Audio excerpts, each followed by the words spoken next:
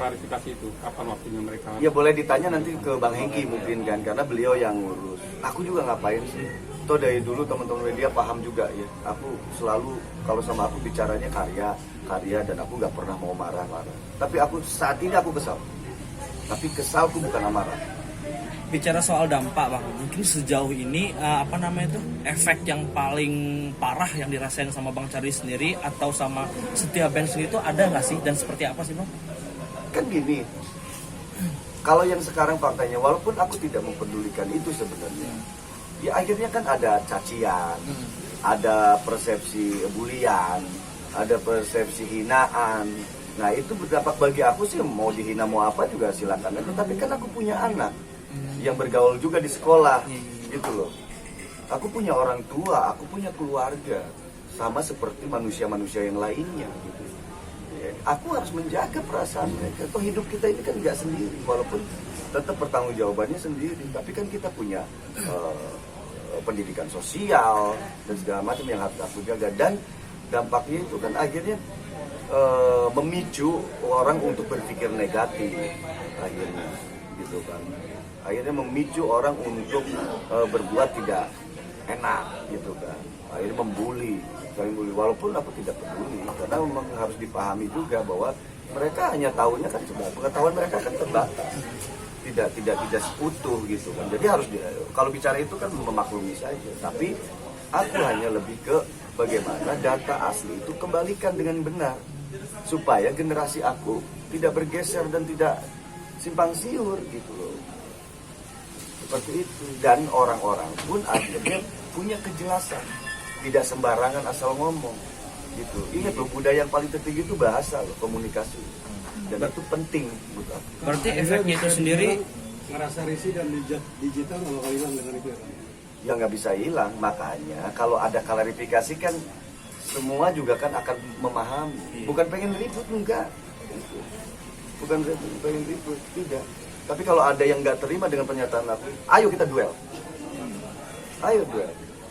Duel apa aja? Duel pemahaman, duel pemikiran, duel pemikiran, segala macam. Ayo. Balik lagi ke dampak tadi Bang, berarti keluarga, anak sendiri kena efeknya Bang, itu yang Ya, dari Bang pasti. bilang tadi. Pasti kena efek. Di lingkungan gitu ya. Ya lingkungan kan pasti. Anak nih semakin tumbuh kan, semakin mengerti, semakin punya perasaan, gitu. Kita kembalikan ke diri kita masing-masing, gitu. Sebagai kita kan masih manusia yang punya hati nurani dan akal pikiran yang dikasih Tuhan dari awal.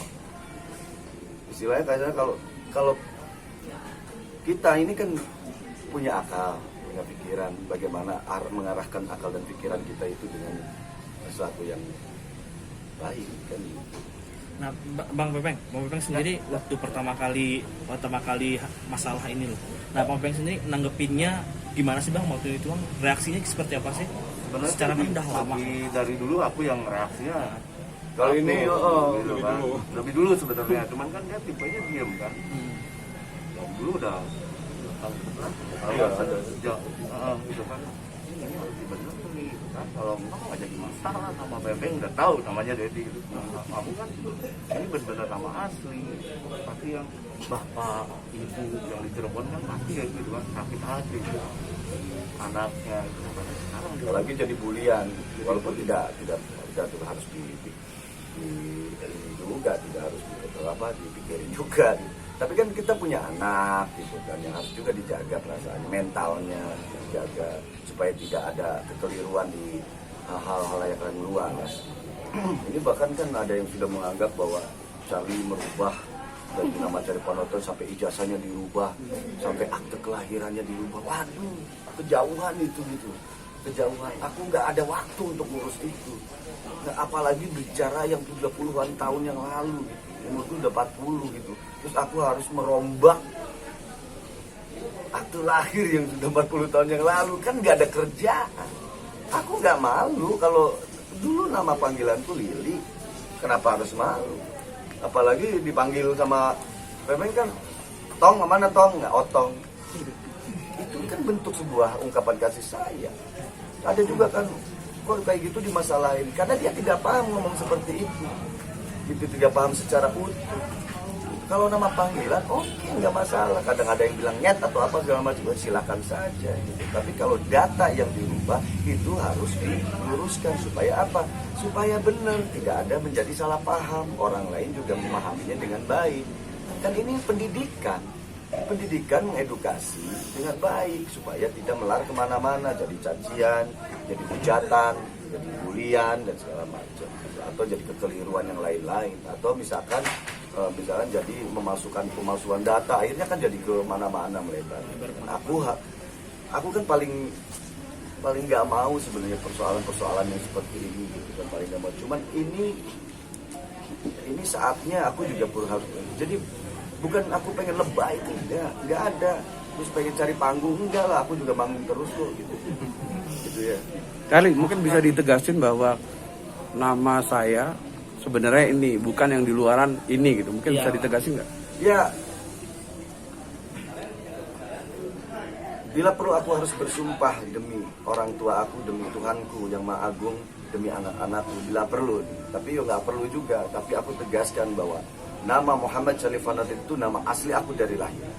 Tidak ada nama lain kecuali nama panggilan itu dari kecil aku dipanggil Lili. Udah itu aja. Tolong itu diluruskan. Beberapa situs, beberapa siapapun yang telah mengelirukan itu bertanggung jawab untuk mengklarifikasi. Ayo warnai semuanya menjadi edukasi yang baik. Gitu.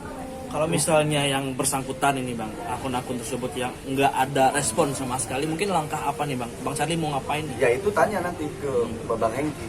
Bang Hengki yang akan mengatur semuanya. Itu kan kita kan negara hukum.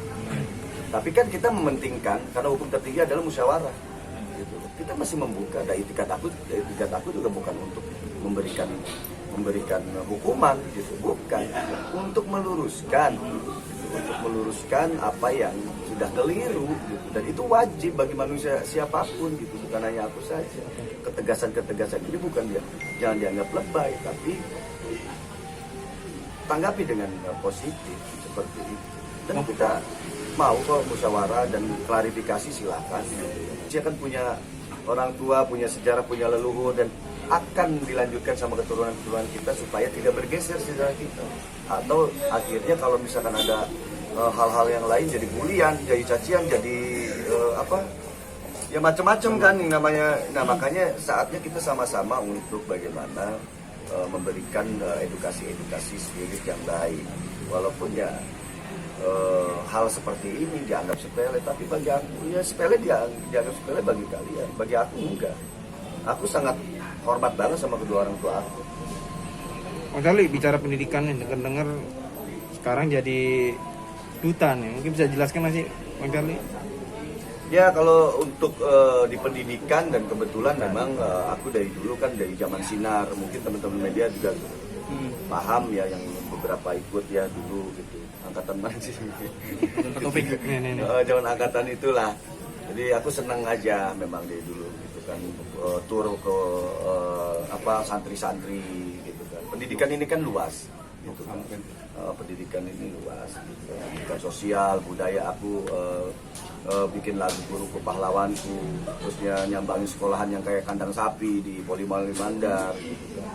Terus tur keliling di pondok-pondok pesantren gitu. Terus jadi duta pramuka, keliling di pramuka. Terus aku nanam pohon untuk apa? Untuk jadi duta lingkungan, untuk dimasukin ke dunia pendidikan. Nah kemarin aku kebetulan bikin lagu judulnya Kangen Sekolah gitu. Memang mau diluncurkan dan diterimalah oleh Pak Dedi sebagai Kadisdik di Jawa Barat gitu, Pak Dedi Supandi, dan kebetulan kenal cukup baik, dan akhirnya dinas di sana merespon dengan baik. Jadi tidak ada salahnya. Dan dia berkarya bagaimanapun, yang terpenting kalau aku sih sebenarnya, kalau duta ini kan nggak melihat dari dutanya lah, karena duta ini utusan, dan kita ini semua utusan untuk bagaimana memberikan perannya untuk pendidikan, karena pendidikan ini sebuah dasar. Sebuah dasar, kita juga punya anak-anak yang bersekolah, yang memang harus dengan langkah-langkah yang baik, spirit yang baik, edukasi yang baik. Nah, kebetulan aku ingin mendedikasikan sebuah karya lagu tentang kangen sekolah, tentang tentang kisah-kisah tentang pendidikan, buku pahlawanku, terus ada pantang menyerah, ada lagu pramuka, ada aku pengen mendedikasikan itu untuk menjadi spirit bagaimana pendidikan masa depan.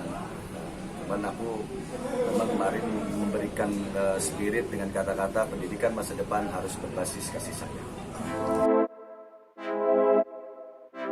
Turn up, let's go.